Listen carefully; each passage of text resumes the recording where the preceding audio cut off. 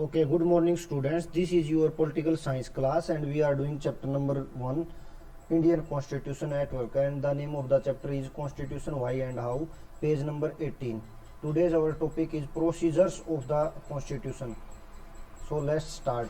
The importance of public reason. अब public reason क्या है? Means public के अपने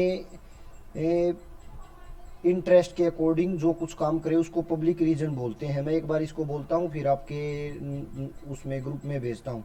the public reason refers to a common mode of deliberation that individuals may use for issues of public concern. Means जो public अपनी खुद की public concerns के लिए, मतलब पब्लिक की क्या क्या डिमांड है, क्या क्या वो करवाना चाहती है, उसके लिए जो काम करते हैं उसको बोलते हैं public reason. This is understood within the view that the members of public are rationalised counterparts of real moral agents. तो क्या है, पब्लिक के जो मेंबर रैशनलाइज्ड मतलब जो लॉजिकली सोच सकते हो, ठीक है, एक दूसरे को काउंटर कर सकते हो, ठीक है ना, तो इसको बोलते हैं हम मोरल एजेंट्स. मतलब जो नैतिक मतलब अच्छा जो काम करवाने के लिए अपनी डिमांड रखें. Considering possible moral rules and reasons when making decision. तो जब कोई डिसीजन बनाया जाए तो उसमें मोरलिटी शामिल हो, नैतिकता शामिल हो, ठीक, अच्छाई शामिल हो, उसको बोलते हैं.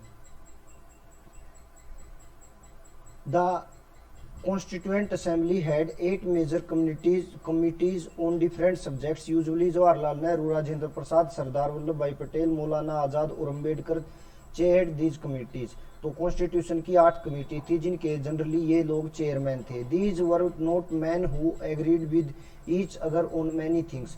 ऐसा नहीं था कि ये केवल कांग्रेस में तो ये सब शामिल थे, बट ये नहीं था कि ये सभी इश्यूज पे अपनी एक जैसी बात रखते हों. तो इनमें भी आपस में डिबेट थी, डिस्कशन थी, इस वजह से कॉन्स्टिट्यूशन और भी अच्छा बना.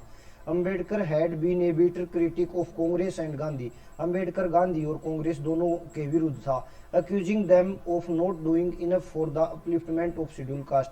अम्बेडकर कहता था कि कांग्रेस और गांधी शेड्यूल्ड कास्ट एससी लोगों की अपलिफ्टमेंट मतलब उनकी कंडीशन को सुधारने के लिए काम नहीं कर रहे.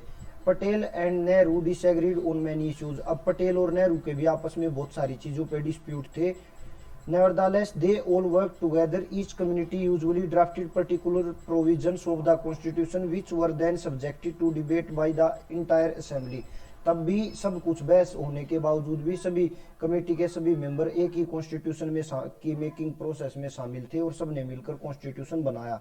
Usually an attempt was made to reach a consensus with the belief that provisions agreed to by all would not be detrimental to any particular interest. तो कॉन्स्टिट्यूशन में जो प्रोविजन बनाए गए, जो आर्टिकल बनाए गए, वो सबके इंटरेस्ट को ध्यान में रखकर बनाए गए, ना कि किसी एक इंसान के. Some provisions were subject to the vote. कुछ प्रावधान वो बने, कुछ आर्टिकल वो बने जिन पे वोटिंग करवाई गई कि वोटिंग के बाद जितने लोगों जिस प्रोविजन को लोगों ने ज्यादा वोटिंग दी वो प्रोविजन बना. But in each instance every single argument query or concern was responded to with great care and in writing. तो हर एक बात जो लिखी गई उस पर बहुत सारी बहस होने के बाद, समझौता होने के बाद, सहमति होने के बाद उसको लिखा गया. The assembly met for 160 days. Assembly 160 days के तक मिली और 2 साल 11 महीने और 18 दिन जो इसमें लिखे हुए नहीं है दिन, इतने दिन में उसने जाकर कॉन्स्टिट्यूशन बनाया. Its session were open to the press and public alike. इसके जितने भी सेशन हुए वे प्रेस के लिए खुले हुए थे. मतलब ऐसा नहीं था कि अंदर ही कुछ चल रहा हो, सब प्रेस को, पब्लिक को सब कुछ पता था कि ये हो रहा है. Inheritance of the nationalist movement. Nationalist movement मतलब जो हमने फ्रीडम स्ट्रगल, अंग्रेजों से आज़ादी लेने के लिए जो लड़ाई लड़ी, उस लड़ाई से हमने क्या क्या चीज़ें सीखी और क्या क्या चीज़ें अपने कॉन्स्टिट्यूशन में शामिल की. But no constitution is simply a product of assembly that produces it. An assembly as diverse as the constituent assembly of India could not have functioned if there was no background consensus on the main principles the constitution should enshrine. तो constitution के अंदर कौन से main principles होंगे वो एकदम से नहीं आते, ठीक है, उनके पीछे कुछ न कुछ इतिहास, बैकग्राउंड, पास्ट छिपा होता है. These principles were forced during the long struggle for freedom. ये सभी प्रिंसिपल कहाँ से आए, जो हमारा फ्रीडम स्ट्रगल का इतना लंबा टाइम चला आज़ादी मिलने तक, तब जाकर ये प्रिंसिपल बने। In a way the constituent assembly was giving concrete shape and form to principles it had inherited the nationalist movement. तो इस वे में क्या हुआ, इस तरह से कॉन्स्टिट्यूशन के प्रिंसिपल जाकर बने, एस्टेब्लिश हुए। For decades preceding the promulgation of the constitution the nationalist movement had debated many questions that were relevant to making of the constitution. Constitution making से पहले जब हमारा फ्रीडम स्ट्रगल चल रहा था, तब भी इन लीडर्स के बीच में आपस में इश्यूज पे डिबेट थी। तो उस सब डिबेट की वजह से भी हमारे कॉन्स्टिट्यूशन के प्रिंसिपल पहले से तैयार होते आ रहे थे धीरे धीरे। The shape and form of government India should have, Bharat में किस तरह की सरकार होगी, वन पार्टी सिस्टम होगा, डेमोक्रेटिक सिस्टम होगा, मोनार्की सिस्टम होगा, ठीक है, इस चीज पर पहले ही बहस हो चुकी थी। The values it should uphold, हमारे कॉन्स्टिट्यूशन में कौन कौन सी वैल्यू शामिल होंगी ये पहले ही हो चुका था। The inequalities it should overcome, society में कौन कौन सी इनइक्वालिटीज है, इनइक्वालिटीज मतलब मेल फीमेल्स का डिस्क्रिमिनेशन, उसके बाद भाई आप कास्ट के बेस पे डिस्क्रिमिनेशन, क्लास मीन्स अमीर गरीब के बेस पे डिस्क्रिमिनेशन, रिलीजन मतलब धर्म के बेस पे डिस्क्रिमिनेशन, इन सब इनइक्वालिटीज से किस तरह से बाहर आया जाएगा, किस तरह से सभी लोगों को इक्वल बनाया जाएगा, ये सारी बातें पहले ही हो चुकी थी। Answers forced in those debates were given there final form in the constitution, तो इन चीजों के जो आंसर खोजे गए वो जाकर फाइनल कॉन्स्टिट्यूशन में प्रोविजंस के रूप में बने लिखे गए। Perhaps the best summary of the principles that the nationalist movement brought to the constituent assembly is the objective resolution, सबसे मेन जो कॉन्स्टिट्यूशन के प्रिंसिपल्स की जो समरी दिखाता है वो उस कॉन्स्टिट्यूशन का ऑब्जेक्टिव रिजोल्यूशन है। उद्देश्य प्रस्ताव इसको हिंदी में बोलते हैं, मीन्स हमारे कॉन्स्टिट्यूशन का क्या उद्देश्य होगा उसका प्रस्ताव रखना। The resolution that define the aim of the assembly, मतलब उस असेंबली का जो कॉन्स्टिट्यूशन बनाएगी उसका क्या एम होगा, क्या गोल होगा। मूव्ड बाय नेहरू इन 1946, तो ऑब्जेक्टिव रिजोल्यूशन 1946 में कौन लेकर आया, Nehru ji. This resolution encapsulated the aspirations and values behind the constitution, what the previous section termed as substantive provision of the constitution is inspired by and summed up by the values incorporated in the objective resolution. Based on this resolution our constitution gave institutional expression of these fundamental commitments, तो इस objective resolution के base पे हमारे constitution में इन कुछ fundamental मुख्य बातों को कमिटमेंट मतलब किया कि ये चीजें होंगी कॉन्स्टिट्यूशन में। इक्वलिटी, राइट टू इक्वलिटी दिया गया, लिबर्टी, राइट टू लिबर्टी दिया गया, मतलब समानता का अधिकार, स्वतंत्रता का अधिकार, डेमोक्रेसी, हमारा देश डेमोक्रेटिक पॉलिटिकल सिस्टम से चलेगा। सोवरेनिटी, सोवरेनिटी मतलब हमारा देश हमारे देश से रिलेटेड सब डिसीजन ले सकेगा। सोवरेनिटी को हिंदी में संप्रभुता बोलते हैं, हमारे एरिया के प्रभु हम हो, मतलब किसी और के गुलाम नहीं होंगे और किसी के प्रेशर में हम कोई डिसीजन नहीं लेंगे, काम नहीं करेंगे।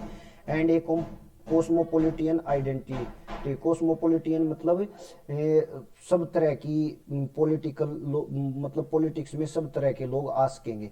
Thus our constitution is not merely a maze of rules and procedures but a moral commitment to establish a government that will fulfill the many promises that the nationalist movement held before the people।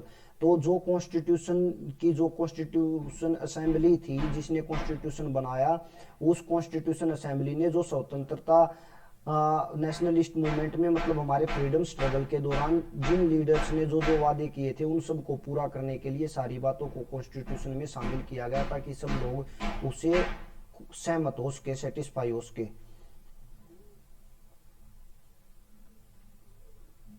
Main points of the objective resolution, अब ये तो आप खुद भी पढ़ सकते हो but मैं बोल देता हूँ। India is an independent sovereign Republic, Bharat एक स्वतंत्र संप्रभु और एक गणतंत्र होगा। स्वतंत्रता आप जानते ही हो, किसी का गुलाम नहीं हो। सोवरेन मतलब किसी के प्रेशर में डिसीजन ना ले, हमारे देश के डिसीजन हम ही लेंगे, फाइनल पावर हमारे देश की सरकार के पास रहेगी। रिपब्लिक आप जानते हो जिसका हेड ऑफ स्टेट प्रेसिडेंट हो उसको रिपब्लिक बोलते हैं, ठीक है। मतलब हेड ऑफ स्टेट, प्रेसिडेंट नहीं चाहे प्राइम मिनिस्टर हो, head of state is directly or elected indirectly elected by people, मतलब जिसका हेड ऑफ स्टेट हमारे देश का प्रेसिडेंट है तो डायरेक्टली तो नहीं इनडायरेक्टली लोगों से ही इलेक्ट होता है, ठीक है। हम जिन लोगों को इलेक्ट करते हैं वही लोग उसको उसके इलेक्शन में शामिल होते हैं।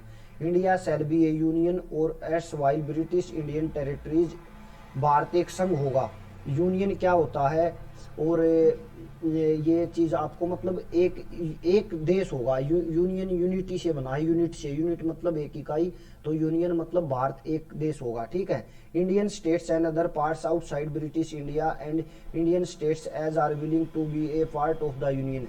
उस यूनियन में मतलब उस भारत में ब्रिटिश भारत के सभी प्रांत जो प्रोविंस थे, सभी प्रिंसली स्टेट जिन प्रदेशी राजा राज कर रहे थे, उसके अलावा और भी जो भारत के बाहर का कोई क्षेत्र जो भारत का हिस्सा बनना चाहता है तो वो उसके हिस्से होंगे उस भारत के, उस यूनियन के।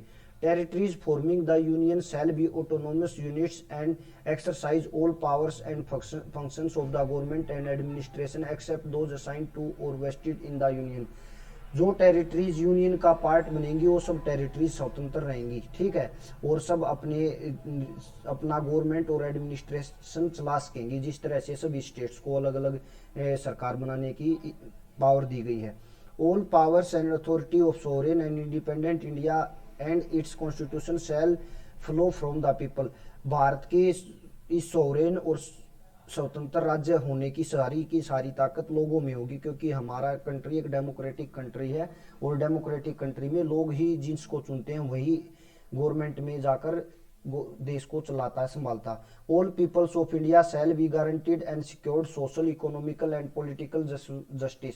भारत के सभी लोगों को सामाजिक, आर्थिक और राजनीतिक जस्टिस मिलेगा, न्याय मिलेगा। इक्वलिटी ऑफ स्टेटस, सभी को इक्वल माना जाएगा कॉन्स्टिट्यूशन के सामने।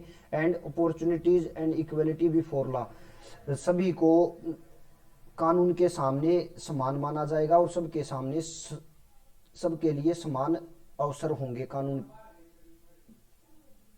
से रिलेटेड। एंड फंडामेंटल फ्रीडम, सबको आज़ादी होगी किस किस चीज़ की, स्पीच की, एक्सप्रेशन की, बिलीफ की, फेथ की, वर्शिप की, वोकेशन की, एसोसिएशन की, एक्शन की, सब्जेक्ट टू लॉ की, पब्लिक मोरालिटी की, ठीक है। मतलब सब लोग भाषण दे सकते हैं, अपने विचार एक्सप्रेस कर सकते हैं, अपने बिलीफ्स जो विश्वास है उनको मान सकते हैं। फेथ मतलब अपने वर्शिप, ये सब आप जानते हो, पूजा कर सकते हैं, एसोसिएशन बना सकते हैं। The minorities, backward and tribal areas, depressed and other backward classes shall be provided adequate safeguards. Minorities मतलब जो लोग भारत के उस टाइम पे जो भारत बना उसमें संख्या में कम होंगे, जो लोग ट्राइबल एरियाज होंगे मतलब जो वनों में रहने वाले लोग हैं। डिप्रेस्ड क्लासेस मतलब जो छोटी जातियां, दबी हुई जातियां होंगी। बैकवर्ड मतलब अदर बैकवर्ड क्लासेस, जो भी इन सबको कुछ सेफगार्ड मतलब इनको सेफ्टी देने के लिए कुछ प्रिविलेजेस मिलेंगे, विशेष राइट्स, स्पेशल राइट्स मिलेंगे। The territorial integrity of the republic and its sovereign rights on land, sea and air shall be maintained. Bharat की टेरिटोरियल मतलब जितना भी भारत का क्षेत्र है, देखो भारत का एक तो लैंड एरिया हो गया, उसके बाद हमारा समुद्र जो लगता है, जो कोस्टल रीजन हमारा, उसके अंदर भी 200 नोटिकल माइल्स तक इंडिया का एरिया माना जाता है। हर एक कंट्री के जिसके पास समुद्र लगता है, ये इंटरनेशनल कानून है कि 200 नोटिकल माइल तक का एरिया उस देश की टेरिटरी में माना जाएगा। उसके अलावा जो बचता है, जो किसी देश के में नहीं आता, वो ग्लोबल कॉमन होगा, मतलब सभी देशों का समान हिस्सा माना जाएगा, ठीक है। उसी तरह हमारी जमीन के ऊपर जो ऊपर स्पेस है, उसमें कुछ लिमिट तक सभी कंट्रीज की बाउंड्री है कि उस कंट्री के लैंड से ऊपर इतने मीटर की हाइट तक उस कंट्री की टेरिटरी मानी जाएगी, उसका एरिया माना जाएगा, ठीक है। According to justice and law of civilised nations, the land would make full and willing contribution to the promotion of world peace and welfare of mankind। तो भारत का जो ये जो भारत का जो एरिया बनेगा, जो भारत बनेगा, वो दुनिया में शांति के लिए और दुनिया में कल्याण के लिए, मानवता के कल्याण के लिए, इस चीज़ के लिए काम करेगा, ठीक है। तो ये आज का आपका टॉपिक है। आपको एक बात और बतानी है, जो बच्चे अच्छे से सिंसियरली पढ़ते हैं वो खुद अपने एक नोट्स मैं भेजता हूँ, उसके अलावा क्वेश्चन आंसर मैं भेजूंगा, एनसीईआरटी एक्सप्लेन कर देता हूँ। उसके अलावा जो बुक से नोट्स बनाने हैं वो मैं क्लास में होता तो मैं बताता, मतलब मैं बनवाता, बट हैंड रिटन नोट्स खुद के हों तो ज़्यादा बेटर होते हैं। तो आपको इसमें से जो इम्पोर्टेंट लगता है, एनसीईआरटी ये साइड में स्पेस क्यों छोड़ती है बुक के, ताकि आप इस जो पैर आपके सामने दिख रहा उसका 1-2 पॉइंट आप इसी जो स्पेस मिला आपको यहीं पर लिख लो, ताकि सेकंड टाइम या थर्ड टाइम जब एक बार आपने पढ़ लिया, एक बार और चैप्टर को पढ़ोगे, उसके बाद हर टाइम चैप्टर पढ़ लो, इतना टाइम तो किसी के पास होता नहीं, क्योंकि एग्जाम टाइम में आप एक चैप्टर पढ़ोगे एक दिन में तो कैसे काम चलेगा। तो क्या होता है, शॉर्ट नोट्स बनते हैं। शॉर्ट नोट्स क्या होते हैं, एक पूरे पैराग्राफ को एक दो वर्ड में लिख लेना, मतलब जैसे main points of objective resolution, इसके शॉर्ट नोट्स बनाने हो तो पहले एक स्टार लगा के नंबर 1 पॉइंट में क्या होगी, इंडिया इंडिपेंडेंट सोवरेन रिपब्लिक है। दूसरे पॉइंट में क्या लिख दोगे, इंडियन टेरिटरी, मतलब कौन कौन सी टेरिटरी इंडिया की होगी। थर्ड पॉइंट में क्या लिख दोगे, ऑटोनोमस, ऑटोनोमस मतलब सभी यूनिट ऑटोनोमस स्वतंत्र रहेंगी। फोर्थ पॉइंट में क्या लिख दोगे, इंडिया की जो सोवरेन और इंडिपेंडेंट अथॉरिटी ऑफ पीपल में होगी तो क्या लिखोगे आप, sovereignty and independence in the people. उसके बाद नेक्स्ट पॉइंट में क्या लिखोगे, सोशल जस्टिस लिख देना आप केवल, उसमें सारी चीजें आ जाएंगी। जस्टिस मतलब न्याय, जस्टिस एंड इक्वेलिटी, सब समान होंगे, सबके साथ जस्टिस होगा। माइनॉरिटी लिख दो नेक्स्ट पॉइंट में, माइनॉरिटी को कुछ स्पेशल प्रोविजन मिलेंगे। तो ये आपको याद रह जाएगा, एक एक वर्ड आप लिख लो, उसके बाद उसको आपको पता होना चाहिए इस वर्ड की एक्सप्लेनेशन क्या थी। एक आध बार जब आप रिवीजन करते हो, एक महीने बाद 10 दिन बाद, आप मान लो 10 पॉइंट आपने नोट किए, केवल 10 वर्ड लिखे आपने, 10 की जगह 20, मान लो 20 वर्ड लिख दिए, आपने देखा कि सोवरेनिटी आपको समझ नहीं आया कि सोवरेनिटी, तो उस टाइम बुक को खोलो और पढ़ लो, बस उस पॉइंट को समझने के लिए। बाकी 9 पॉइंट आपको वैसे याद है, एक दो पॉइंट भूलते हैं, उसको देखने के लिए आपको पता है ये टॉपिक कहाँ पर है, तो ये चीज़ भी ज़रूरी है, ये चीज़ आपको आनी चाहिए। ये हो गई आपकी आज की क्लास।